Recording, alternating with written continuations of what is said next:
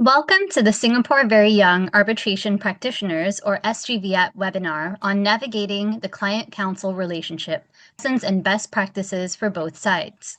My name is Sunita P. Advani, and I'm an Arbitral Assistant to Mr. Michael Lee, an English arbitrator member of 20 Essex. I'm also the founder and chair of Singapore Very Young Arbitration Practitioners. We are very lucky to have with us today 5 exceptional panelists, namely Schaefer, who is a partner at King & Spalding in Frankfurt, Dr. Sanjeev Gemawat, who is a managing director and group general counsel at Essar Group in Mumbai, Juan Fandiño, who is an associate at Debevoise and Plimpton in New York, Svenja Wachtel, who is a general counsel at the Quality Group in Munich, and Katherine, Jonckheere, who is a counsel at BP in London. Before we begin, there will be an audience Q&A round at the end of the panel discussion, so please do send your questions for the panelists via the Q&A function on Zoom. Our first question is, what are the key factors that clients consider when selecting external arbitration counsel? Sanjeev, grateful for your thoughts. Well, Sunita, thank you very much for having me in this program. The question is very interesting, and let me give the context why we talk about the external arbitration concept. The commercial world is complex. Regulatory frameworks are complex, and all industries have their respective nuances. Now, in this backdrop, disputes happen, and these disputes need to be resolved effectively. And if not resolved, there are high stakes which get involved, and one or the other things may impact the description of your business, or reputation of the business, or the financial obligations, beyond a certain threshold. And so it may make or mar the business. Now, in this context, we need to be addressing that how our disputes need to be addressed and resolved. And obviously, disputes cannot be resolved in isolation only by the in-house counsel. We need to have expertise available to us. We need to have an alignment with the external counsel. But the important part of this relationship is of trust, is of transparency, and this relationship should be of a shared purpose. Now, in this backdrop, if you notice that what exactly we look for in an external lawyer, and of course, I'm just keeping this part that he should have the legal knowledge or industry-specific knowledge. That is one part, that is the prerequisite. But I think a larger issue is that he should have an approach in terms of strategic judgment, because as I said, that one or the other issue may lead to business disruption. So his thought should not be legally, just a legal orientation. It should be a strategic thought, which an external counsel should have. Second is, in this complexity, the external counsel should have the skill set of developing the complex issue into to a very, very simplified kind of issues. Unless he has that capability and skill set, he cannot do justice to this complex kind of business dispute. And besides this, of course, I would say that he should have the ownership of what he is doing. He should be aligned with the objectives of the client. And this is what I would be looking for when we enter into that engagement process as far as external lawyers are concerned. Thank you. Thank you for sharing that. Svenja? Thank you very much. Yes, I can basically agree to what Sanjeev just said. Maybe from my experience, a few additional remarks. I mean, the obvious is, again, as phrased, the expertise needs to be there. We all know this is like the baseline, which we work on, what I expect. Other than that is, I look at also what are the costs. It very much depends on how are the cost structure, how is the cost structure built? Is there an idea of how we can work with an agreed budget before or cannot, what is the line of communication, how do we want to communicate. For example, in the company where I work with, we work very quickly. We reach people via WhatsApp. We just call them. So you need to have someone on the other line who understands your way of working. And I've been in a big law for more than a decade myself. And as a lawyer, you adjust what your client wants. If your client prefers a communication via email, very lengthy, detailed points, or does your client want to pick up the phone and reach you and just give a first feeling of what might happen or not happen in this specific case? So it's very important that you, when selecting the external counsel, that the counsel understands your business and is capable of working the way you work. So I think these are two very crucial points: the cost structure, and also how can you communicate, and how much does the external lawyer understands how to communicate with this specific client, which is, I understand, very difficult. And because one client wants it the one way and the other one the other way. However, this is also part of the fun as a lawyer, that you are able to adapt and to adjust and see how can I be the best of what the client wants from me. So I think that was part of the fun I had every time. So yes, thank you. Thank you. So Katherine, do you have further thoughts on this? Yes, certainly, Sunita. First of all, thank you so much for inviting me today. I'm really happy to be here. I should say up front that I will be sharing my personal observations. I'm not speaking on behalf of BP or any of my colleagues at BP. Good. Well, now to your question, I totally agree with both Sanjeev and Svenja.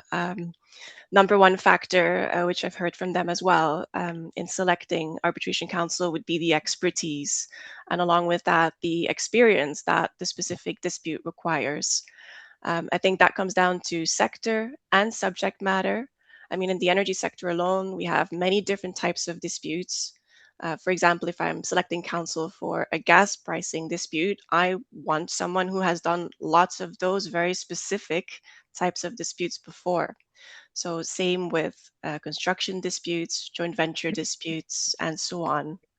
So my advice for young arbitration lawyers would therefore be to specialize in an area that interests you and build that expertise and experience, and be quite intentional about that. Really become the expert in your chosen field and subfield probably. Secondly, I echo what Svenja said. Cost and efficiency are extremely important, becoming more important with every day, with every passing year. But that's not enough. And I really liked what Sanjeev said about trust, because I also need to trust the person whom I'll be working with. And that is a difficult one, because it's something you can only build over time. And it's hard to trust someone whom you don't know. So ideally, I'd want someone whom I've worked with before, or at least has some positive reviews from colleagues. I mean, that's why getting a first instruction usually is the most difficult. The client is taking a leap of faith with you.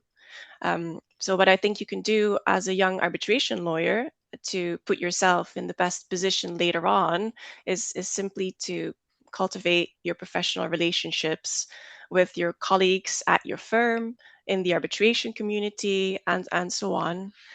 Because ultimately, some of your connections will move over to the client side, and that trust and familiarity will already be there, and which is so difficult otherwise to have. And then finally, I would add to the factors that personal and cultural fit are quite important. You need to be able to get along well and have a pleasant and open working relationship with your external counsel. So I think simply being, a friendly, down-to-earth person, someone who is professional and has integrity, all of that goes a really long way. Thank you. We'll definitely keep all your key factors in mind: strategic judgment, trust, expertise, costs, communication, that Sanjeev, Svenja, and Katherine, you have shared with us, and personal and cultural fit as well. Our next question is, what internal constraints do in-house teams face that an external counsel often overlook, and how do these lead to friction, and what can both sides do to address this? So, Svenja, grateful for your thoughts. Thank you. I have to say I love this question because this is something that came across when I made the move from as a lawyer, working as a lawyer, to going in-house. And I just want to emphasize two big observations I made. One observation is the time constraint, and the second one is legal analysis versus the business part. So I'll go back to the first one, which is time constraint. So when you are a disputes attorney, you kind of have to hope that there is a dispute or something that where there might be some fight happening, because this is your bread and butter. You need to have this. So if you have a big arbitration case, you kind of like, yeah, look at what I have. And then you go really deep into this file and you work 10, 12 hours a day for 2-3 weeks, and you have maybe junior associates. You have a big team working on this big case, and your client provides you with emails and Excel sheets and everything. And it turns out that at some point, which is pretty early, very often, not all the time, but very often, you as an external counsel know the case actually better than your client because you spend so much time. This is your work. This case is one of your core jobs at the time. Whereas in-house, this dispute, it just pops up out of nowhere. Well, maybe not out of nowhere, but it just pops up. And it's just on top of everything else. It's not that this is now my main part, this dispute, but I have to do everything else. I still have to do corporate and compliance and data privacy and employment law questions and health claim questions and all of this. So for me now, whereas before the litigation or the arbitration was my life, but like big part of my day, this is now different. Now it's like, I have this dispute we don't really want. Now I don't want disputes anymore. So also it's kind of switched how I see disputes now. But to understand that disputes is something, as a dispute lawyer, you want this. And you might even want to settle, but you want some kind of friction between two parties. Whereas when you are in-house, this is what you absolutely do not want. You don't want disputes. You don't want to go to court. You don't want to have the financial burden of everything because there isn't much you can win. Because either way, if you sue, you believe should have been my money anyways. Why don't I have to spend time and money on this to get what's actually mine? Or if you are being sued, you're just like, why is someone suing me? There is no way this is a lawsuit that is actually any merits. Why do I have to pay to defend a position that's actually my right? So it's interesting how you approach this in-house. And the second part of the set is the difference in between the legal analysis versus the business analysis. I started to call myself a risk translator, because when you work in-house with the people, they are not lawyers 99% of the time. The CEO, the CFO, the chief commercial officer, they are not lawyers, and they are very much driven, and rightfully so, by numbers. So I can give them a very lengthy analysis, but what I actually need to tell them is, you know what, guys, what's the risk? This is what's happening. Here's the risk. And if I can put numbers, even better. I should be able to put numbers at some point, but I have to explain the difference between a very detailed, perfect legal analysis and the business risk translation. So you might have a very good legal position, but then can I get the assets? Does the other party have the assets? So I need to understand how much effort do I need to put in this case, and what's the outcome, and how much does it affect the business? So these are two things I would like to emphasize here, where I think this is what external counsel, and including myself, didn't really see in the beginning. I think I kind of knew it, but now I actually know it. So thank you. Thank you. Very interesting, especially the difference in perspectives and the risk assessment factor. Katherine, grateful for your thoughts as well. I mean, I certainly agree with Svenja. As a specialized disputes lawyer, disputes are kind of my bread and butter as well. But that's not from the in-house side. Still, the principle applies in that dispute avoidance is actually a very, very big part of my work. So that is something that I was much less involved in private practice. But I mean, as a specialized disputes lawyer, I can focus on disputes only through the day. That said, one of the things that external counsel should be aware of is that, you know, we've got, as an in-house counsel, even a specialized one, very limited bandwidth, where in private practice, I used to work on maybe 2 or 3 arbitrations at a time, and I would know them, really well, just like Svenja was describing. Now I have a portfolio of 10 to 15 active matters, constant queries popping up from business lawyers. So it's really helpful if external counsel understands sort of the constraints on my time. And I love it when drafts are provided well in advance of any deadlines, input is sought well in advance of any deadlines, because we usually have, even on a filing day, right, we would have back-to-back meetings. So it's not something that I appreciated going back in private practice when I was in private practice. So I think be very respectful of your client's time is one. And then the second one is similar to what Svenja said. Appreciating that a client has different stakeholders internally to coordinate with, both lawyers and non-lawyers. So it's hugely appreciated if indeed you have that commercial, practical, what does this mean angle to your advice. Thank you. Also very insightful on the time aspect and the commercial sense that's required. Our next question is, what does good communication look like in practice between in-house and external counsel? Jan, grateful for your thoughts. Thank you, Sunita. I think good communication is not everything, it's the only thing. And you really have to pay very hard attention as an external counsel that communication works. You know, in arbitration, there are so many interfaces.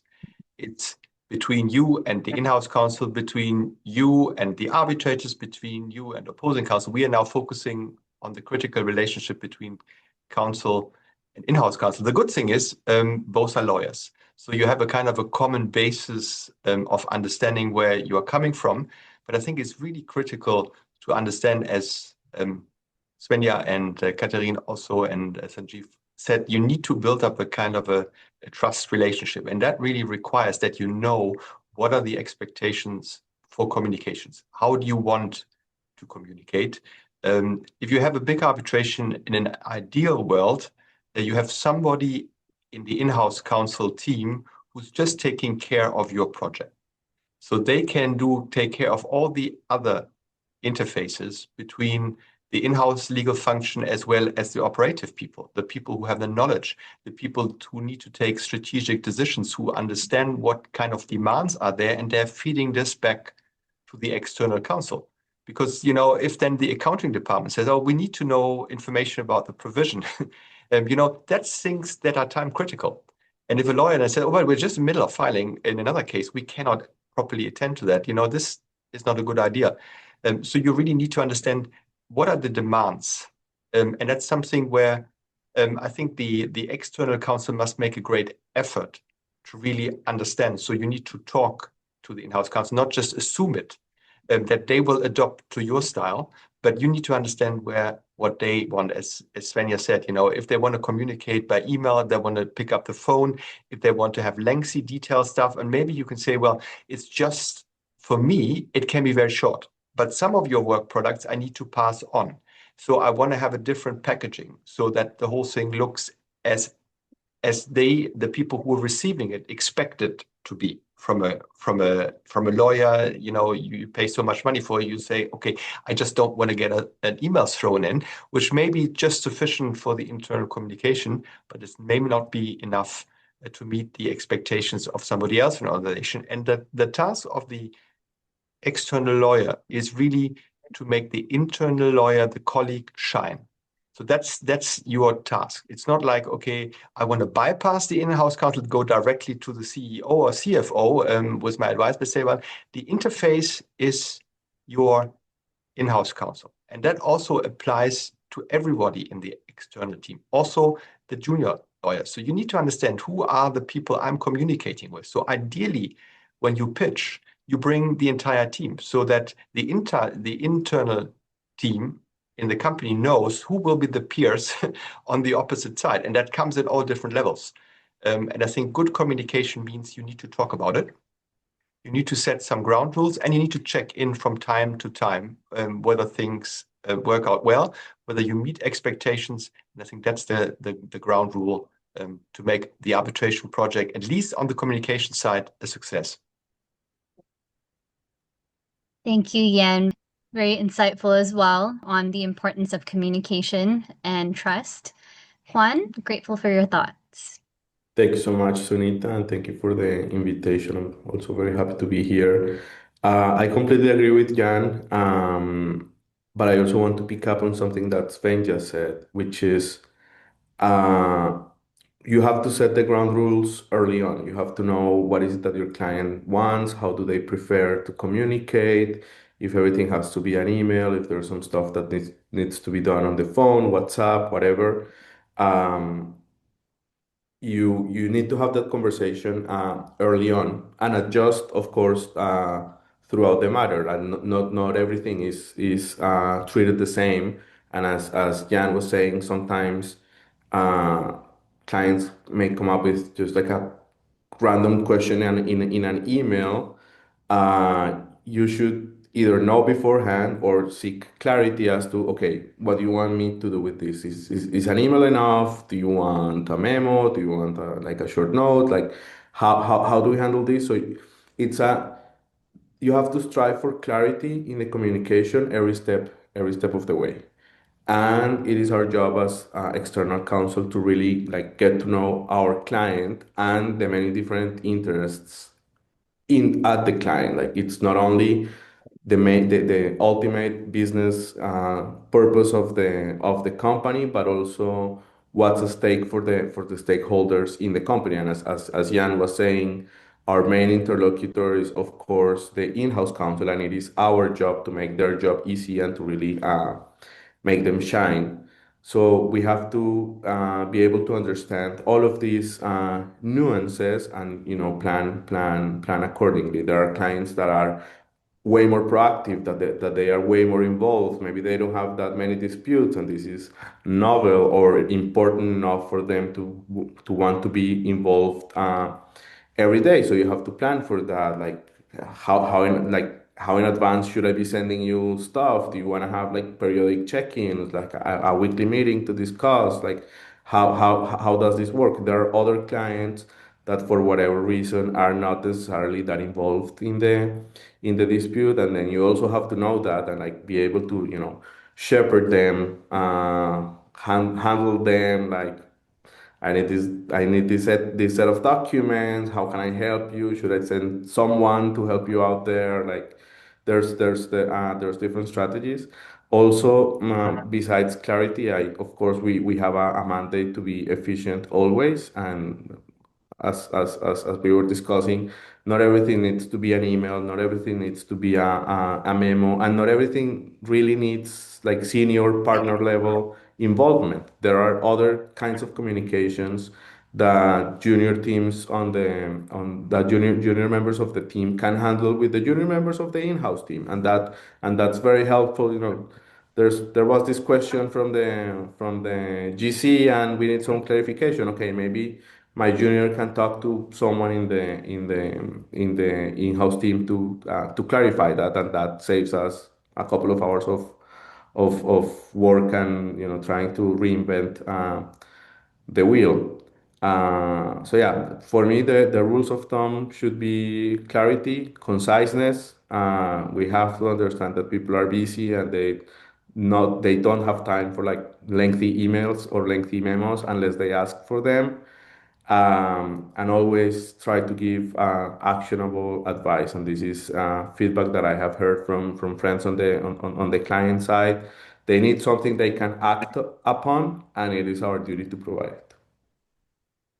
Thank you for sharing these key points, which are really crucial: efficiency, getting to know your client, and clarity in communication. Katherine, grateful for your thoughts as well. Yes, well, Jan and Juan clearly understand good communication very well. So I don't have much to add. I can summarize that what I'm indeed looking for in external counsel is, someone who is clear and concise, and that's just using plain English and providing workable and easy to understand advice. Someone who is proactive and responsive, and I would add to that someone who is calm and solutions oriented. Someone who can keep a level head under pressure is extremely is a very useful quality as a lawyer, of course. And then finally, I think it's been mentioned already, a good communication is always transparent and honest. There should be no surprises. If there are issues, potential issues or problems, those should be flagged early. And I think all of that applies both to written and verbal communication. Thank you as well for those insights, which are also crucial. Our next question is, what does effective feedback look like in the client-counsel relationship, and how can both sides create opportunities for the sharing of feedback? Sanjeev, grateful for your thoughts. Well, I think, I heard all the other panelists. I think I echo similar sentiments. And I must say that when we talk about feedback, one is that we need to just understand this is a relationship of mutual respect. So this communication or feedback should be both ways. It's not just a one-way process, it's a two-way process. But then what is important is that the communication of feedback, and that should be timely. That should be with some objective, some result or some outcome. It should not be a casual communication, so to say. But when we talk about this feedback kind of communication, this has two dimensions. One is a structured process of communication. That something happens, and that what Juan was mentioning, I think, that something gets when in the initial phase of your relationship, you say that post sharing we would be communicating, we would be updating in a certain fashion. So that's a structured way of communication. And there is an informal, unstructured way of communication also, and which is also very important. So the larger point which I want to make is that at times both the communications and both the feedbacks are important. It's not necessary. It's not necessary, I repeat, that you are only giving the feedback in terms of your criticism. At times, feedback is given for that positive contribution as well. The moment a lawyer does a good job, it's our duty as an announced lawyer to appreciate that what they have done. For example, the way in which I operate, that after every hearing, if suppose I'm attending a hearing, after every hearing, I make it a point that I must spend 30 minutes, just a casual chit chat with the external lawyers over a cup of coffee. And perhaps in that process, I would either be appreciating what he has done, or I would be saying that there are some gaps which needs to be bridged in the times to come. And I think this is what the feedback which we are talking about. Again, I'm saying it's not a criticism. It's an approach to achieve the same shared values or same shared objectives. And with that objective, both the parties are joining hands, having mutual trust with each other, and communicating formally as well as informally. Thank you for that. I just actually have one quick follow-up question. Does the process, when you say you have like a chat after each hearing, does the sort of content and structure of that chat change with maybe counsel that you've worked with before and you've seen before, or whether it's the first time? Like, what does the feedback difference look like, if there is any difference? Well, I think you asked the right question. In a normal situation, perhaps the same principle might not get applied in every situation. It depends where you have already a strong developed relationship where you are working with each other for last many years. Things are very different. As far as new relationships are concerned, you need to develop that kind of feedback mechanism. And it doesn't happen overnight in 1, 2, or 3 hearings and thereafter, depending upon all individuals are different and let's respect that. All individuals might not follow what your objectives are. But then somewhere there is a common vision, common shared values. So somewhere there would be certain level of convergence. And I think we need to be capitalizing on that. But having said so, it's in my own way. I would be having a mechanism of that formal chit chat. And I think that helps a lot rather than, and it helps, instead of a formal kind of a structured mechanism whereby officially our teams are communicating and all that. That's one part. That's also essential. But then informal communication at times that helps, a lot because then you are developing a relationship that there you have some freedom in terms of communicating what you want to communicate, and at the same time you are giving some constructive criticism or suggestions also. So this is how I take it here. Thank you. Very insightful indeed. Juan, coming back to our main question on this, grateful for your thoughts on this. Thank you, Sunita. Yeah, definitely feedback is one of the building blocks of the client-lawyer relationship, and it should happen sooner at the earliest opportunity, and it should be constant, and it should be implemented because it's not just a matter of giving feedback, but also acting upon it. So I thought of like two different kinds of feedback. There's like the more substantive work product related feedback, when I send the client my draft brief and I want them to comment on it, like the feedback usually would be communicated like as bubble comments or markups of the draft, and perhaps a cover email. Maybe there will be a meeting about it to discuss more things. Like that kind of feedback happens like naturally and constantly throughout the matter. One thing to note there for the external counsel is, as I was saying, it's not also to receive the feedback, but to implement it. And the client is ultimately the owner of the strategy and of the matter, and they are the ones who will end up having to pay or not pay anything. So lawyers shouldn't be, cocky, and like sometimes maybe you can be very enamored with your brief that you have spent thousands of hours wordsmithing, and the client really wants you to add this sentence here. You have to do it because your client is asking you to do it, but you also have to be like curious enough to understand why.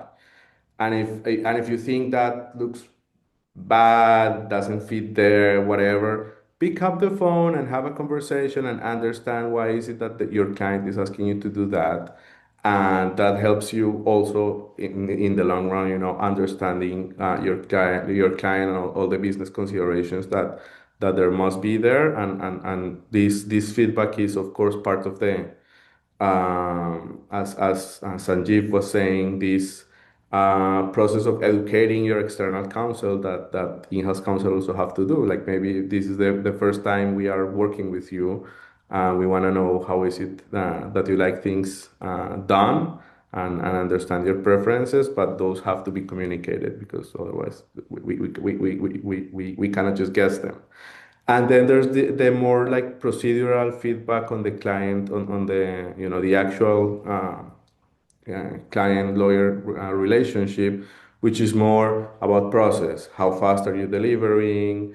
How, if there's like attitude issues, or maybe the in-house lawyer has spotted like serious flaws in the quality of your work product. Hopefully that is never the case, but it may happen. And those conversations will usually be held more at the senior level. There will be a meeting, there will be a call, and then it will be transmitted downwards.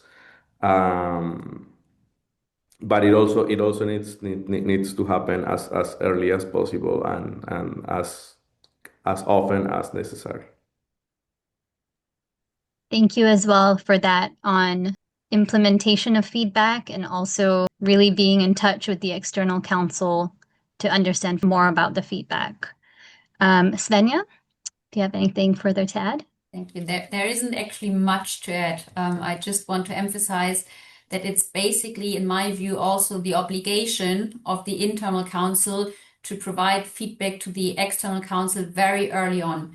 Because if you're, for example, not happy with the way something is written because you expected something more business related than legal related, and if you don't give the external counsel the chance to change this and to adjust, then number one, you won't be happy because you will receive constantly emails that are not what you expected, but also it's not the external counsel's fault because it's basically your obligation as an in-house counsel to clearly communicate with the external counsel what you want. And if you're not doing this, you cannot blame the external counsel for something. So I think this is a big obligation. I mean, of course, the external counsel can ask, but I would put the burden more to the internal counsel, say, okay, you are responsible. You need to clearly communicate what you want and give feedback whether this is what you expected or not. Being German, I have the advantage of being very blunt. So Germans are not known for being subtle or friendly like the English ones. They're very friendly. So what comes across, this is very relevant, I think, especially for international disputes, when you have people from different jurisdictions, different countries, how you give feedback.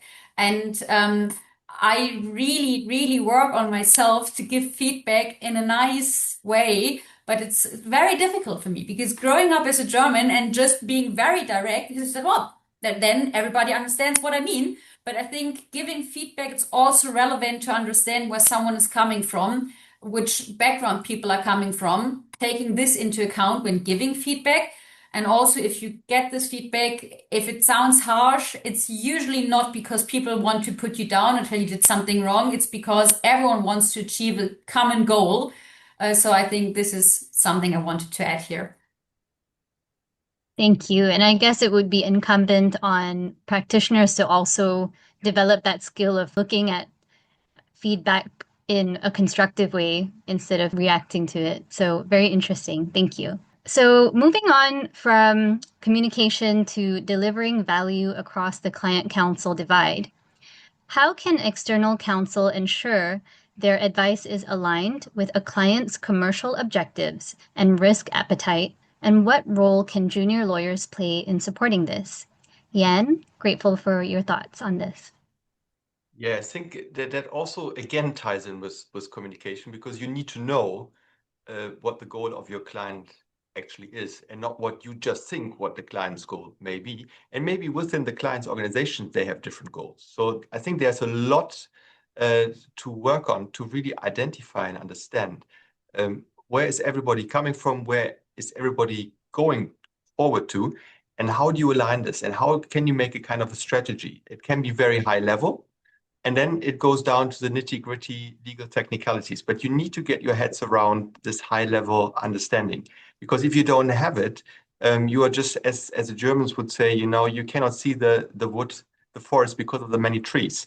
So I don't know whether that's the English way of saying it, but certainly Svenja understands what I mean. And that's really, really critical.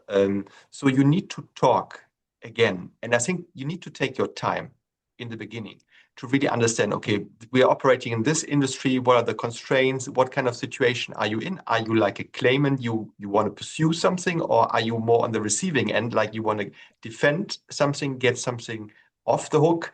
There are different considerations, and you need to be able to be a sparring partner with your client, with the in-house counsel, but also with the business people then, if you all sit together. And I think it's a good idea to have a kind of a kickoff for the project arbitration, because arbitration is a project where we are all in, and we need to understand whose role is what, and who is taking part of what section of that kind of project. But you need to make sure that everybody is aligned, and you can only be really successful if you know what's the goal, your marching orders, and then everybody can contribute to that.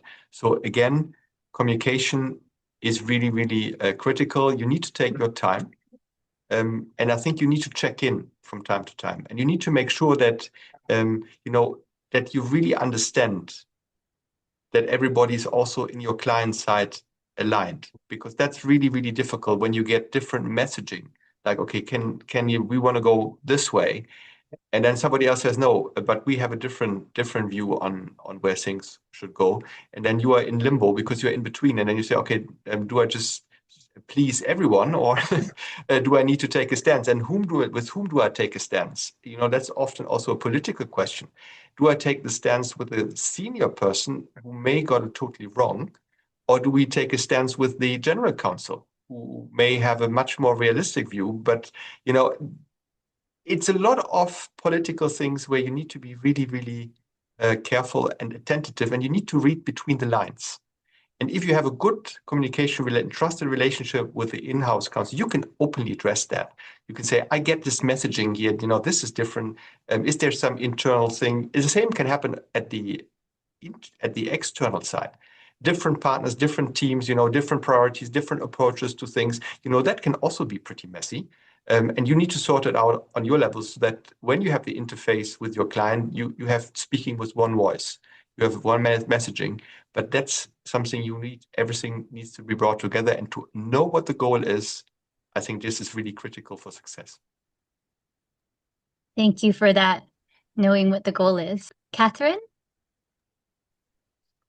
Yes, very good question. How to ensure advice is commercially aligned. I unsurprisingly agree with Jan completely. There's really no shortcuts. You'll need to get to know your clients or potential clients. That means the business, the sector, the people. I think that's probably a long-term project for if you want, repeat business from clients. And I think it's good to start early in your career to do that. So I think for any junior arbitration lawyer, my advice would be that the best way to get to know your clients is to do a secondment. If you can. For example, at BP, we have trainee lawyers from our panel firms rotate with us for 6-month seats. That's, of course, a fantastic opportunity. If you can, if you can, please, you can seek out those opportunities. And then, secondly, a bit on a more granular level, I think at the junior end, you can really contribute in terms of fact finding, because any advice is only as good as the facts on which it is based. So, and you as a junior lawyer are best placed to know the facts better than anyone else on the team. So if you think your team doesn't have all the information, take the initiative and go ask for it with your client. Actively listen to your client, and don't be afraid to speak up during calls. And I am a firm believer that there are no dumb questions. Usually that question that you think, which, is it kind of obvious or dumb? That's probably the right question to ask. Thank you as well. Juan? Thank you. I don't really have much to add to what Jana and Katherine have said. Maybe just a word for the juniors.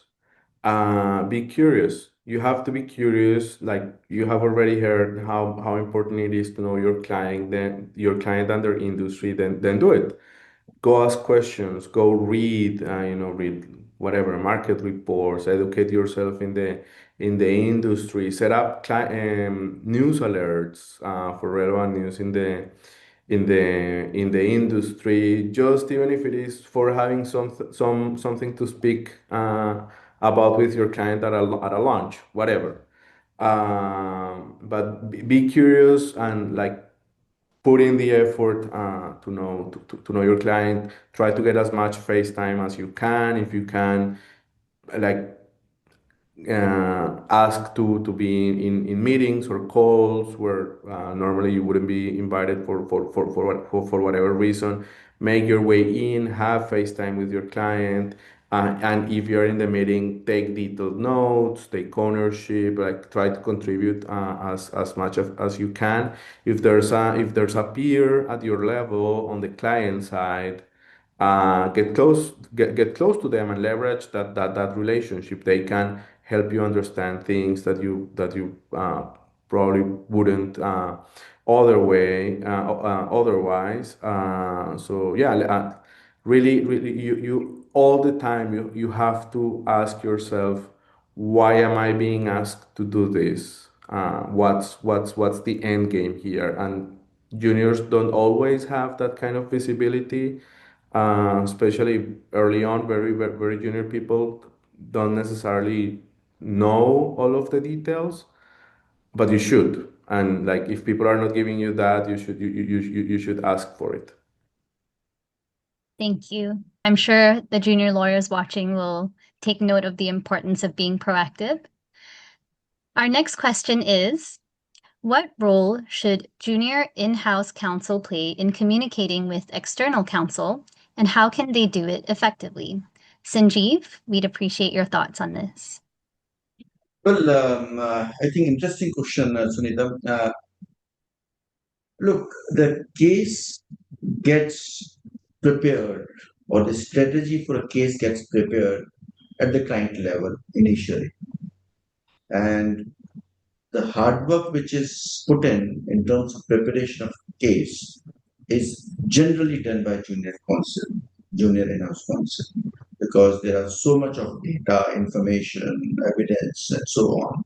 So that initial phase, he has to put in a lot of hard work.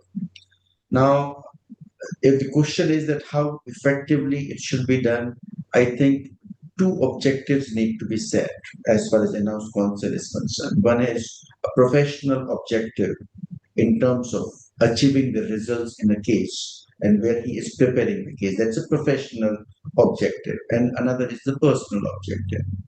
Now, very few people who are lucky, they get the opportunity of handling these kinds of critical cases.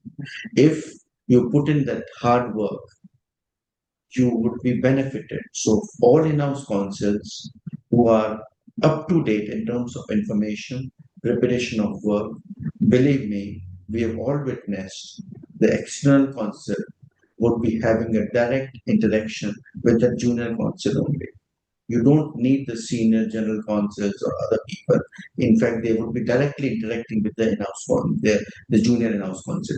So I think I look at it in two ways. One is the only thing which is the hard work, which would pay as far as the junior in-house counsels are concerned, because they are the first line of communication, they are the first line of preparation of a case, and whatever hard work they put in, that results into a good outcome as far as the case is concerned. But on a personal front, they would be hugely benefited because there's lots of people who are watching them in terms of performance. Their potential or their future opportunities are dependent on that hard work only. So they would be benefited from that standpoint also. Thank you, Svenja. Grateful for your thoughts as well. Thank you, Sanjeev. That was very helpful, I think, what you just said. And I just want to add one small point, maybe, that I believe that it's the senior or general counsel, depending on the structure, who is responsible for giving the junior in-house counsel the opportunity to communicate, the opportunity to grow, the opportunity to understand the case.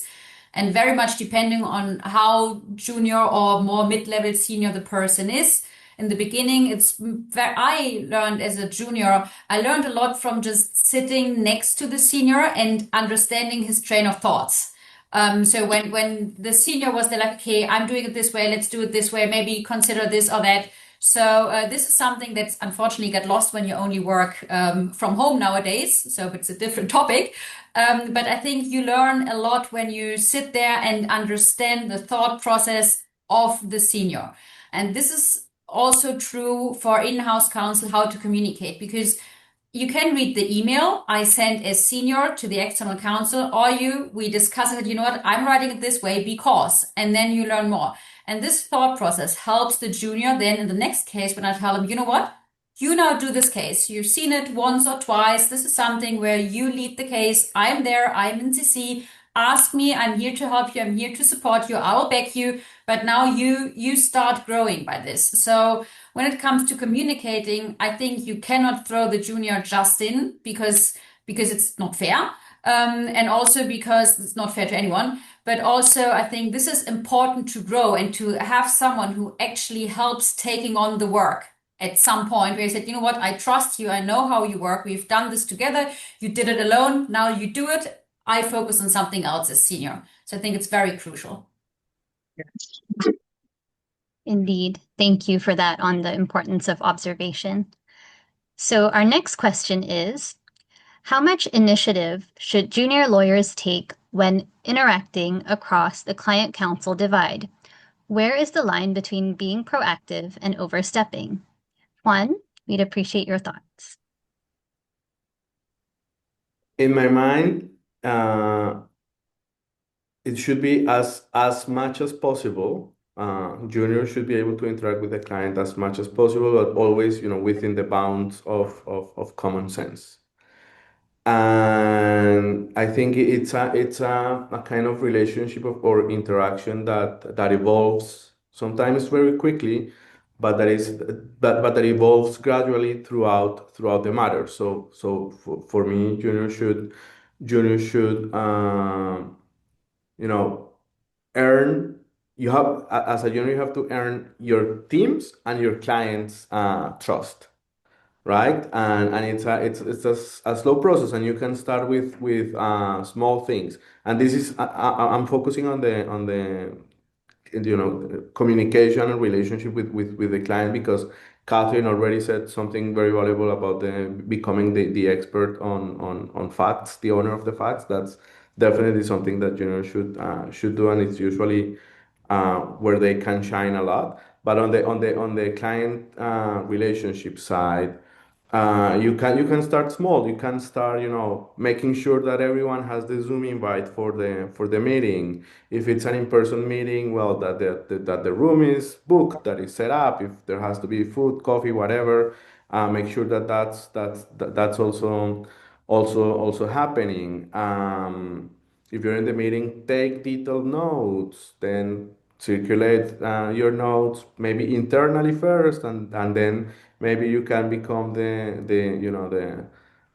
official note taker for both your team and your client's team. So you can be sending your minutes to everyone, and like you have direct contact with everyone in the team that way. And maybe at the beginning you will have to run the agenda or run the minutes with someone senior from your team for review. But if you get the hold of it quickly, very quickly, that senior person will want you to deal with that directly without them having to review. And that's how you grow your face time and your direct involvement with the client.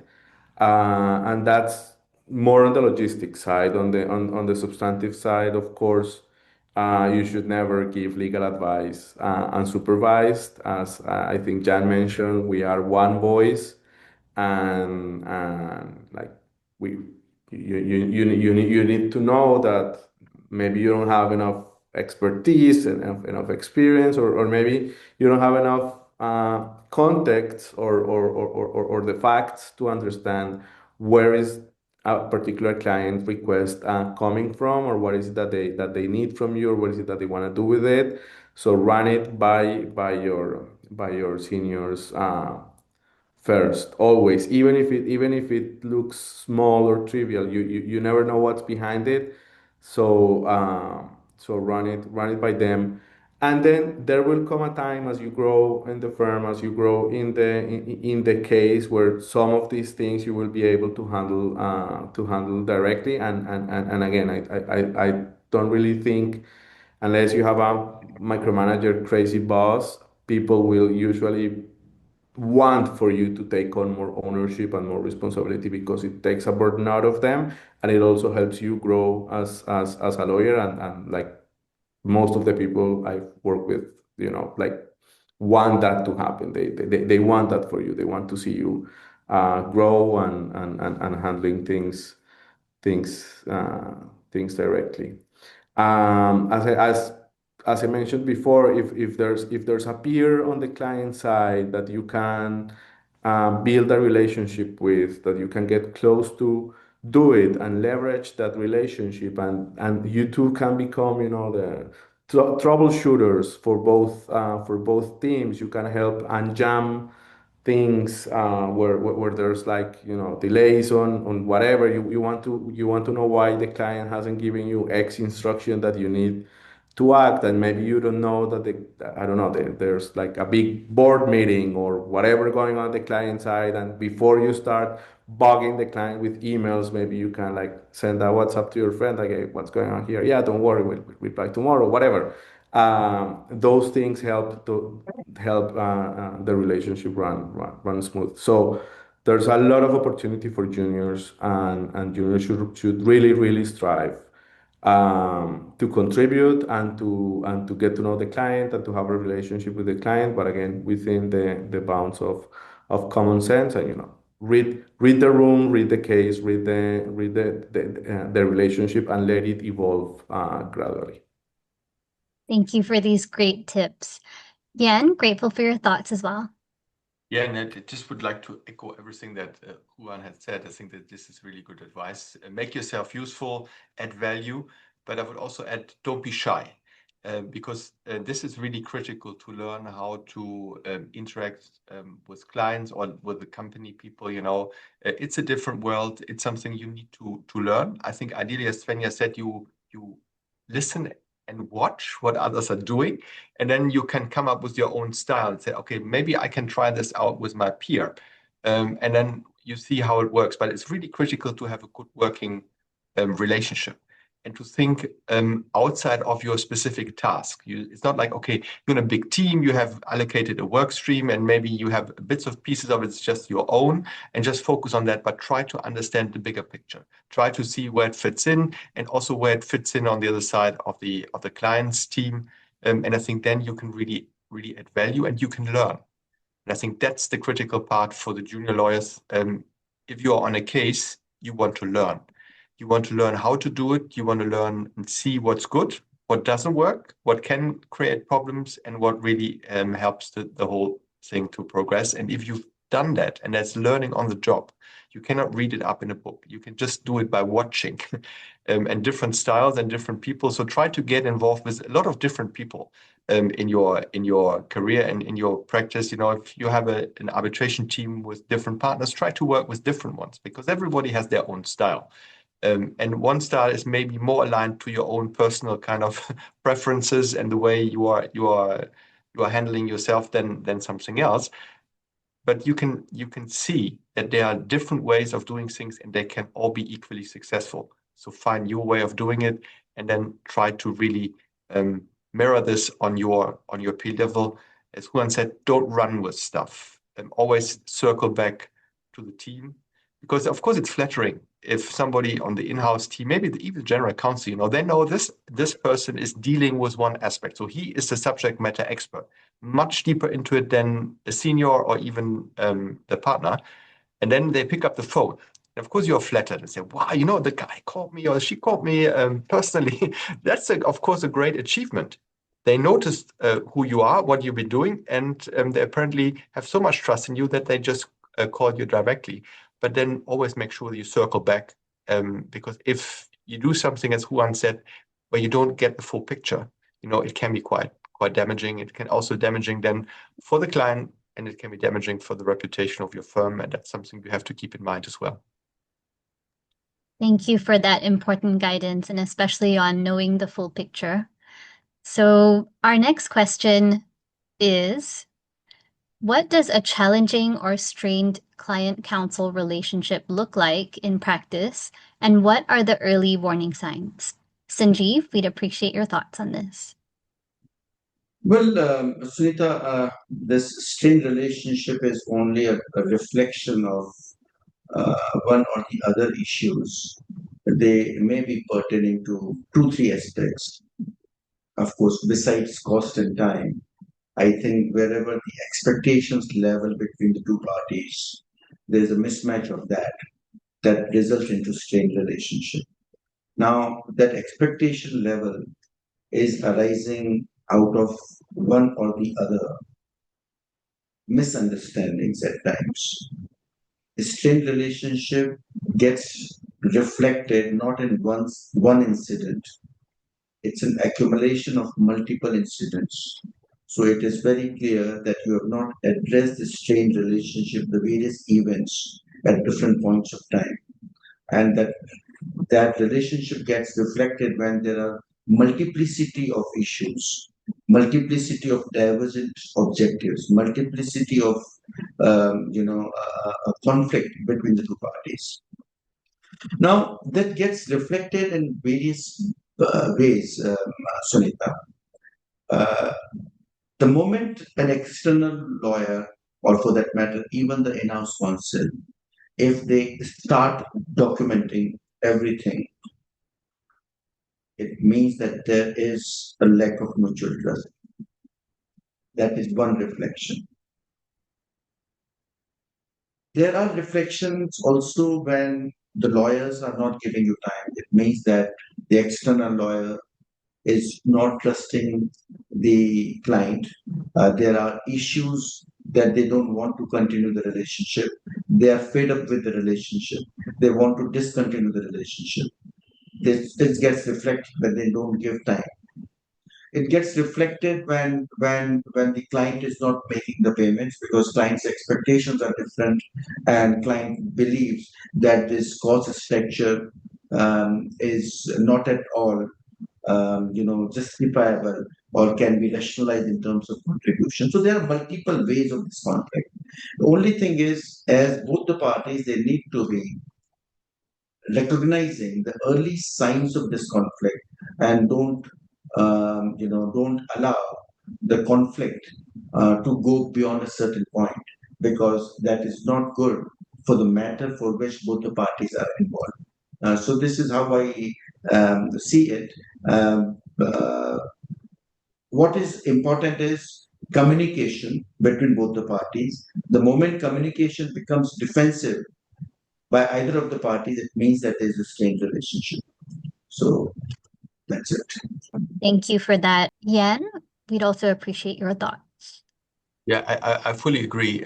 You need to be listening in very carefully and reading in the emails if you see these warning signs. And the earlier you sense them, the better you can pick it up and openly communicate, speak about it, say what's the problem. Because if people both on the in-house side and the external side draft communications in the cover your back manner, I think then the whole thing is already pretty much damaged.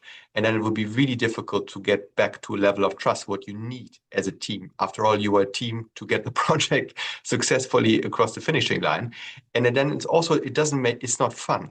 After all, you are working intensively together and you need to, at some point, you need to like to spend time together.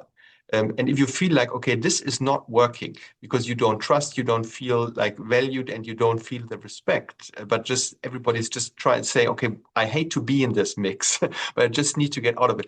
I think this is really bad. And there are ways to fix it early on.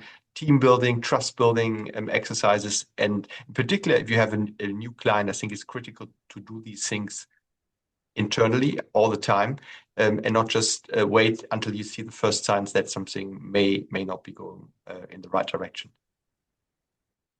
Thank you for that as well. How should in-house and external counsel handle disagreements on key decisions, including case strategy, procedural choices, and settlement? Katherine? Well, I'd say that open discussion is essential when these types of issues arise. And I really liked how Jan put it earlier, that you are sparring partners, external counsel and in-house counsel. I think that's absolutely true. If external counsel disagrees with me, I expect them to be really vocal about that and not just, defer to me because I'm the client. Pushing back when necessary, when your client is wrong, is an essential part of becoming a trusted external advisor. And in turn, it's the in-house counsel's job to challenge external counsel's views and recommendations. So our shared priority is always the best outcome for the case. And I think it's great to be able to have those frank discussions and brainstorm with your external counsel, because you really are on the same team, you know. Ultimately, though, if you can't work it out, the decision would sit with in-house counsel as the person who is responsible for the matter at the client, and who is also closest to the business, so may have more context than external counsel. Thank you. Juan? I fully agree with Catherine, and to me, these kinds of disagreements are more issues of communication. Maybe one side is not getting the full picture. Maybe both sides are not getting the full picture. Maybe the external counsel is not understanding the entire, the broader commercial implications for of a certain decision. Or maybe you haven't communicated, clearly the legal repercussions for whatever it is that you guys are discussing with the client. So usually, an honest, the conversation about things will solve whatever misunderstanding, because we are in this together, as Catherine said. We want the best outcome possible for the case, and we want to get it, and it's a matter of understanding each other well. And as Catherine said, at the end of the day, the decision is gonna sit with the client. But as external counsel, it is your responsibility that they have everything they need to take that decision, that they have the full picture, that they understand all the implications. Yeah, that's it. Thank you. So our last question is, how can in-house and external counsel work together to manage costs effectively and ensure transparency throughout a matter? Svenja, grateful for your thoughts. Thank you. Let me start with a very short story, how not to do costs. So I remember it was a dispute, it was an arbitration, it was a small arbitration, but still it was still expensive.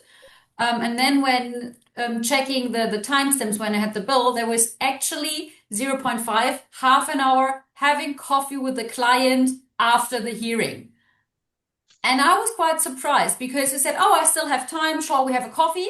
Was the question of the law. I said, "You know what? Why not? Let's just sit." And we were just chit-chatting, basically. And at the end, this was just part of what I had to pay for, that I basically was the in-between buffer until the train was coming. So this is what you should not do. So before going into cost, one crucial part is, if you are a lawyer and there's and you have a very good relationship, then your client might call you, just a quick heads up, I came across this, do you have any thoughts? If it's not happening every other week, but like occasionally, when you just want to pick your brain a bit and discuss, I would be surprised if someone would then charge me for this. If it's just a 6, 7, 8-minute call, this is more like if it's an ongoing business, we're still in a relationship. I kind of like, at some point you understand this is now a case, but it's just a one-time question, like how should we address this? So you can ruin a very good relationship in really focusing on this 0.2 hours, the 12 minutes you want to bill. You can ruin an entire business case you actually have with the client.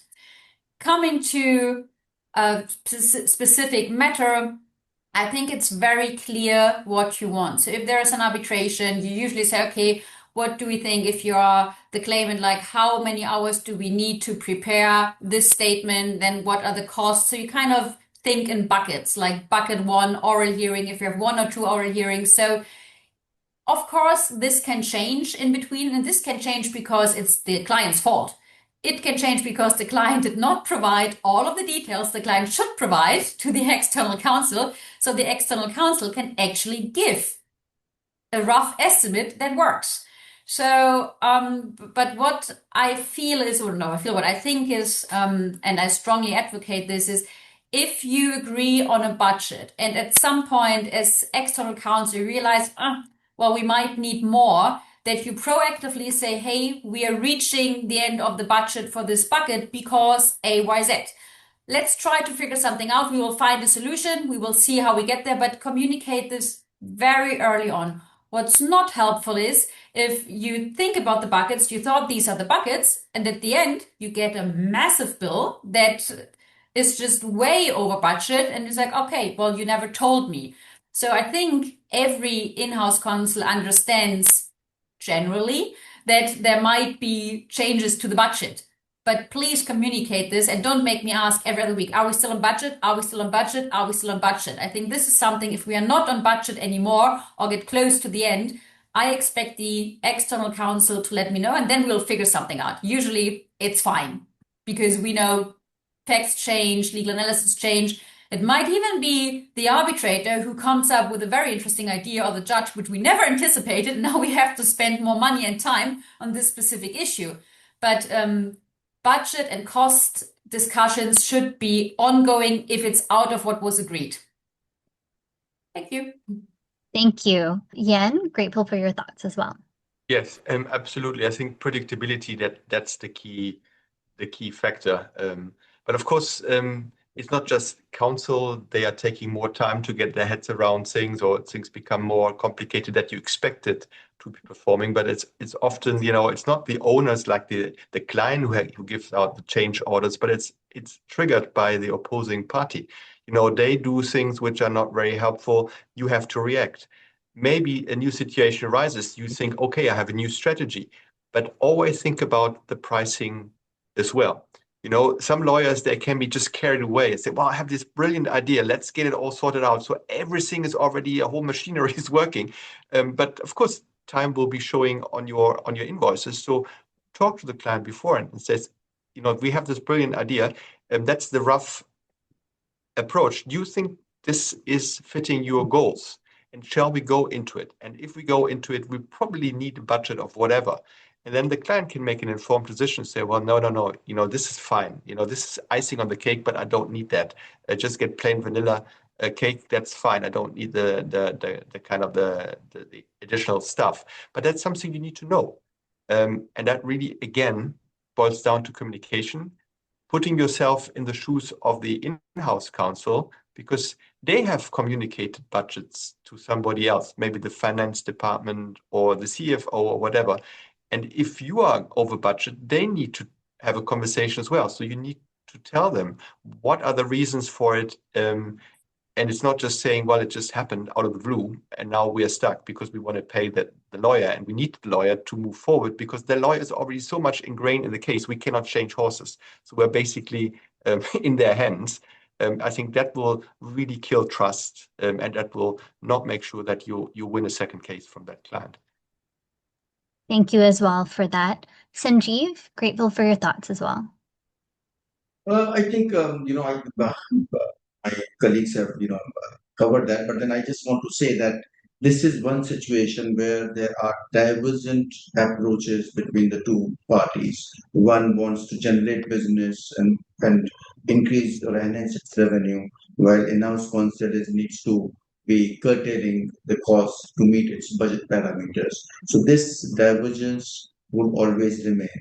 And to address this, the only mechanism can be a structured process of the deployment of resources, fee structure, and wherever the extra resources are being deployed, external counsel needs to communicate on timely basis. I think communication is the only solution to the problem. But then I agree with Svenja's earlier comments. It's at times really funny that even if you, as I mentioned, in my earlier comments, that having an informal chat for 30 minutes after the conference, and if suppose the lawyers are charging for that, it is destroying that mutual trust.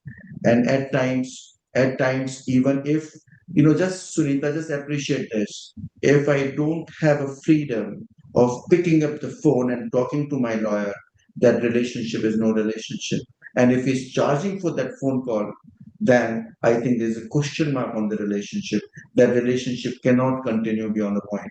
So I think when we talk about the mutual respect and mutual respect of the relationship, mutual trust, I think we should have that kind of relationship. Pick up the phone, talk to them without any baggage in your mind that it would also be charged. So that's it. I want to conclude with this. Yeah. Thank you as well for these fascinating insights. So we now have reached the end of our panel, and we're now opening the floor to audience questions. If you have any questions, please do send them through on the audience Q&A function. We haven't got questions yet, but I actually do have a question to kind of follow up on what Jan said earlier, which is you mentioned team building exercises, which would help to strengthen the relationship between in-house and external counsel. In practice, what does this look like? And how often do these types of team building exercises take place? Well, I think if you ask me, it depends on, of course, on the case. If you have a really, really big project, I think it's critical that everybody gets together in a room. It's not just a teams meeting, and maybe then you also may have some lunch together, or you have some dinner together if you stay overnight, and you also do some activities which are not built, but they're just the kind of to get the people beyond just executing your tasks, because everybody's a personality, so you have interests, you have hobbies, whatever. And if you know about these things, you can also find ways of doing the small talk, which really is the fuel to get the relationship smoothed and going. And I think that's worth it. And even if you say, well, to the client, we're not going to charge that the junior associates come along, but we really want them to be participating in that. I think no client ever said, no, we just want the senior guy or girl, and we don't want the whole team. Normally they're very responsive for that. But if you say, well, we bring everybody, and this is a super huge price tag, and then of course they say, well, no, thank you. Can't we just do it by teams? But if it's a big project, I think it's worth also from the law firm to invest in the relationship, and that means bringing everybody, including the junior lawyers, on the table. Thank you for that very interesting perspective. Katherine? Yeah, just add to that, because I think it is a good point. I think we do quite a bit of, I mean, you could call it team building, but just basically if you get along well socially with people, it just makes it much easier to work together. It's the same if you're working at a law firm. You might have an offsite sometime. We do the same with the external counsel that we typically work with, and it can be just a lunch or a dinner, or we do little mini golf or whatever, ping pong, whatever activities there are, just something fun, and where you typically don't talk about work all that much. Great. That's really good to know. Thank you. So as we don't have any further questions coming through from our audience, I'd now like to draw this panel discussion to a close and would like to say thank you very much to our stellar panelists for your generous time, your very valuable contributions and advice on this panel. We are sincerely appreciative of it. And thank you also to our lovely audience for attending, and we hope to see you at a future SGVAP event. Bye. Thank you very much, Sunita. Thank you very much. You nicely moderated this. And thanks, everybody. Really enjoyed this session. Thank you very much. Thank you so much, so much. Sanjeev, for your kind words. Really Thank you. appreciate it.